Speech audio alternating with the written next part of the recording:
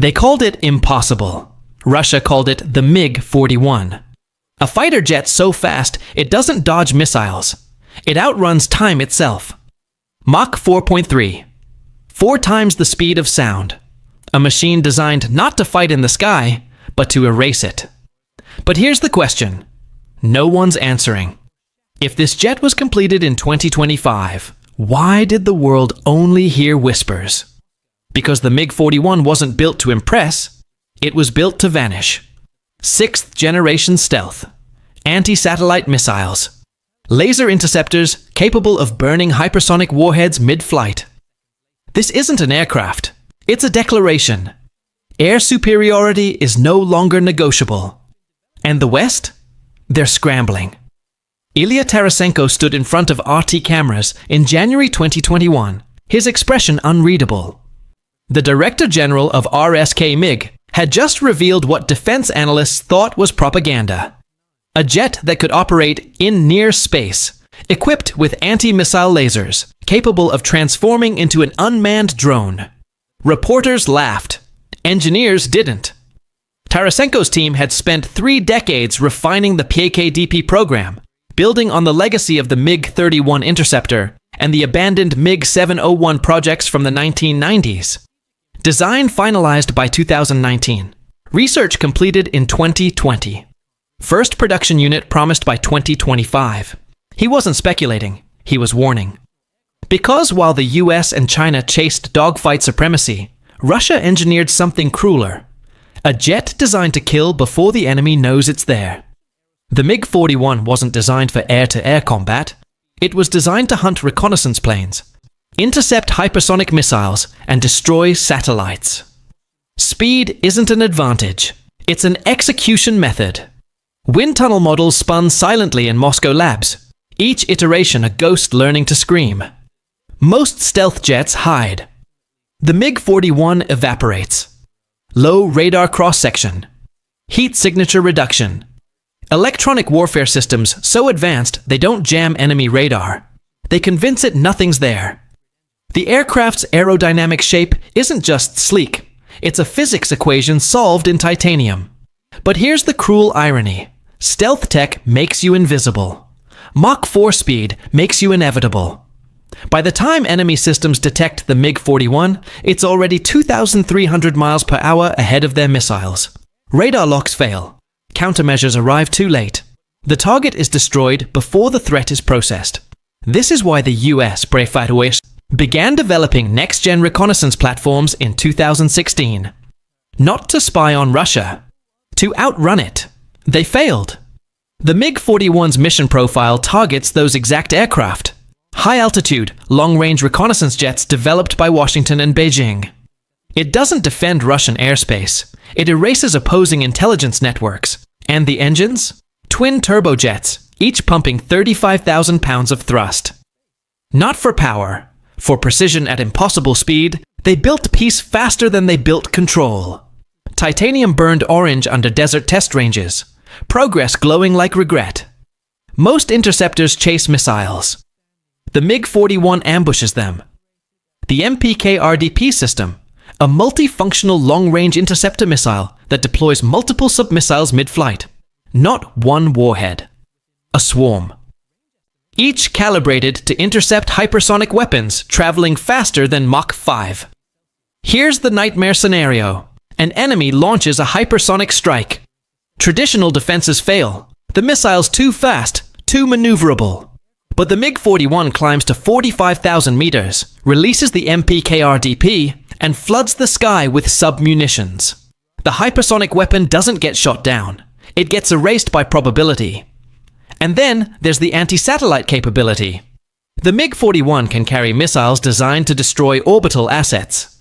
GPS satellites, communication networks, spy platforms, one sortie, multiple kills, infrastructure collapse. This isn't air defense. It's strategic amputation. They didn't design a jet. They designed obsolescence for everything else. Smoke trails carved white scars across blue sky. Beauty written in violence. Anti-missile lasers. Not experimental, integrated.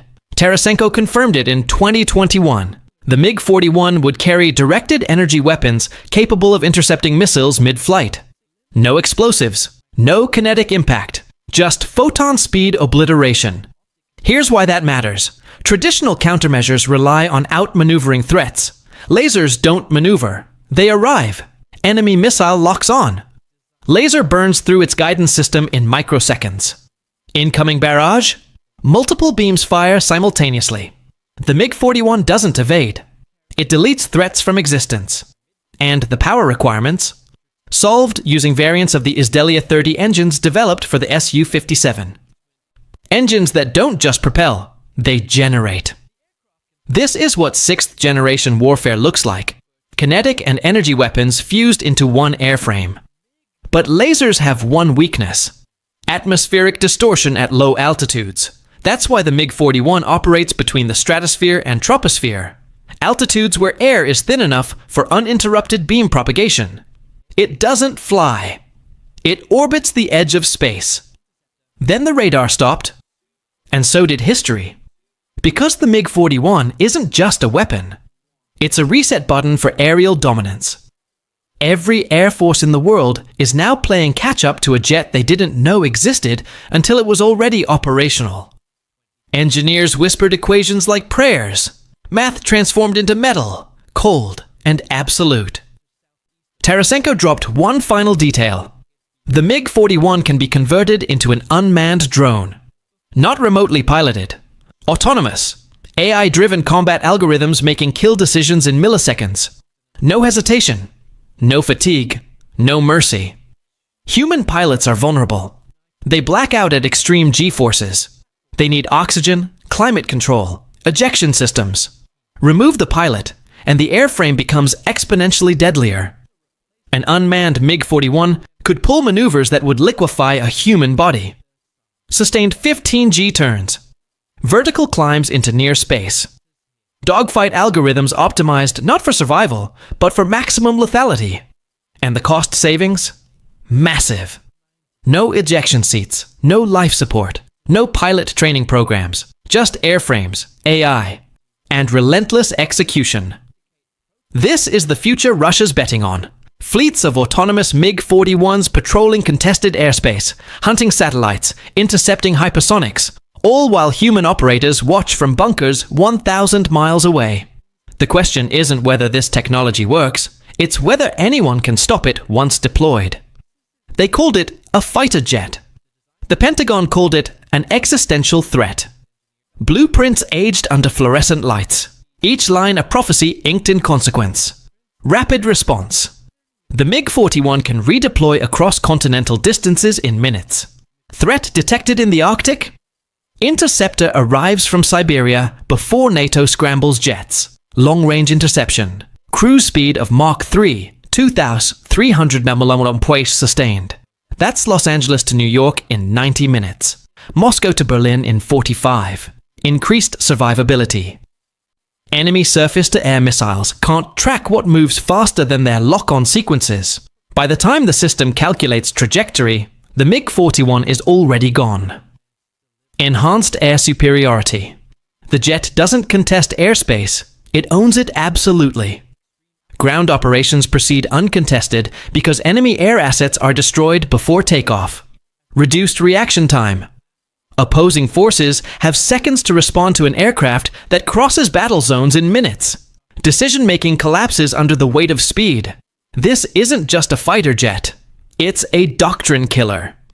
Every aerial strategy written in the last 40 years becomes obsolete the moment the MiG-41 enters the theater.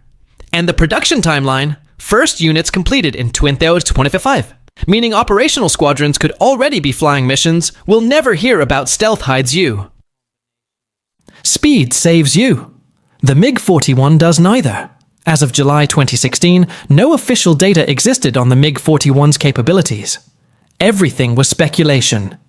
Analysts predicted service entry in the mid-2020s or 2030s. They were wrong by a decade. Development accelerated in silence. Design finalized in 2019. Research completed in 2020. Russian Ministry of Defense selected the most promising project and greenlit production. Why the secrecy?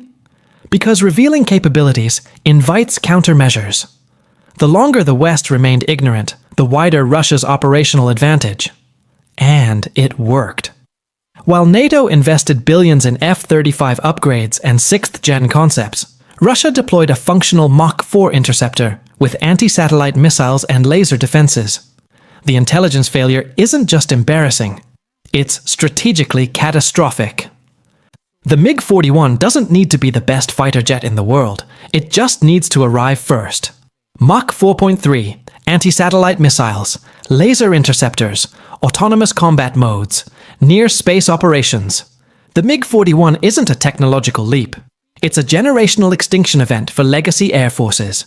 Every dogfight doctrine, every air superiority strategy, every defense budget allocated to 20th century airframes, rendered obsolete by a jet designed to operate where no other aircraft can follow. And the West's response? Still in R&D, still testing prototypes, still debating budgets while Russia's Mach 4 Ghost is already patrolling the edge of space.